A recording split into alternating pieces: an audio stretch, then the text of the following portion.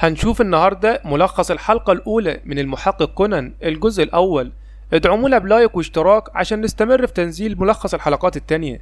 تبدأ القصة بظهور سيشي كودو، وهو طالب عنده 17 سنة في المدرسة الثانوية، ومتحري بيساعد الشرطة والمفتش ميجوري في حل القضايا المعقدة. سيشي كودو ده مشهور بذكائه وعبقريته اللي بيفاجئ دايما الجميع باستنتاجات تخالف التوقعات. توجوموري اللي هو والد ران بينفعل على ران وبيقول لها انه خطيبها بيحل جميع القضايا، عشان كده هو مبيشتغلش كتير، لكن ران بتقول له انه شخص ذكي وبيحل القضايا وشهرته بقت كبيرة. وفي يوم من ايام المدرسة سيشي بيقابل ران موري، لكن ران بتعاتب سيشي وبتضربه بالشنطة وبتقول له انه بيحل جميع القضايا ووالدها توجوموري مش لاقي شغل، عشان سيشي في الوقت ده يقول ان والدها ما عندوش ذكاء المحقق. لكن ران بتضرب الحيطة وبتقول له انها مش متضايقة منه خالص. وفي الطريق سيشي بيعرف ران انه قد ايه عنده مهارات كرة القدم ومحافظ عليها، وبيقول لها انه جات له كتير من رسائل اعجاب بسبب حله لكثير من القضايا. ران بتعاتب سيشي وبتقول له انه دايما نسيها ومش بيسأل عليها، وانه وعدها انه هيخرجها يوم العطلة. وفي يوم العطلة بيظهر ليها الاطفال اللي هم ايومي وميتسو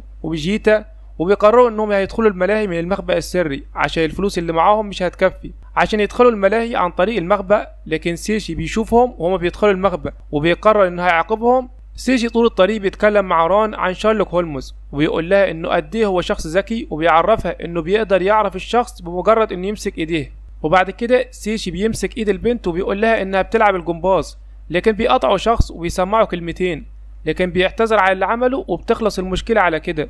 ران بتقول له عاجبك اللي انت عملته ده، خليت منظرنا وحش.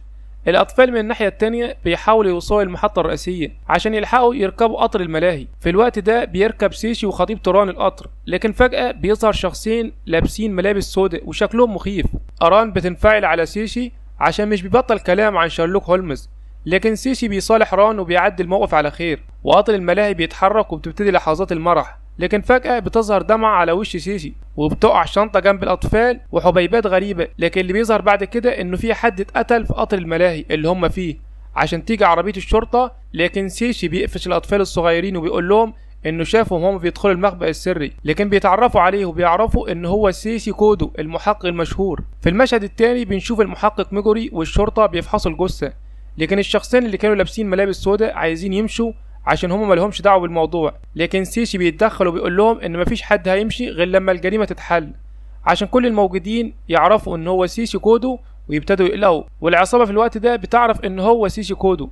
في الوقت ده بيبدا ميجوري وسيشي في فهم تفاصيل الجريمه، لكن سيشي بيشك في صاحب الملابس السوداء لان منظره بيدل على انه مجرم. بعد كده بيكتشفوا سكينه في شنطه زوجة القتيل اللي اسمها ساكو، وبيطلب المحقق ميجوري ياخدوها لقسم الشرطه، لكن سيشي بيقول له ان هي مش القاتله، وبيشاور له على القاتله ويواجهها بالادله عشان سيشي بعد كده يقوم بتمثيل جريمه وازاي المجرم قدر وبكل سهوله ينفذ جريمته بكل ذكاء، عشان هي بتلعب جمباز فقدرت تنفذ الجريمه وبكل سهوله، لكنها بتنكر وبتقول له انه ما عندوش دليل. فبيواجهها وبيقول لها انها كانت بترتدي قلاده وهي الدليل على ادانتها عشان تعترف بجريمتها. بعد كده بيمشي سيشي وران من المكان، لكنها بتكون متاثره بالجريمه.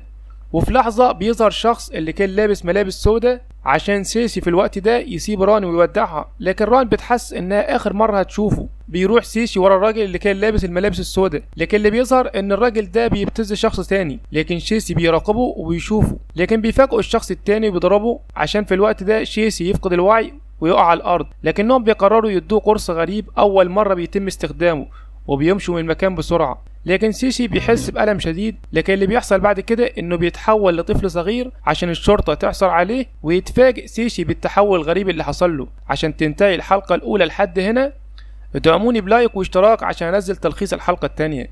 سلام.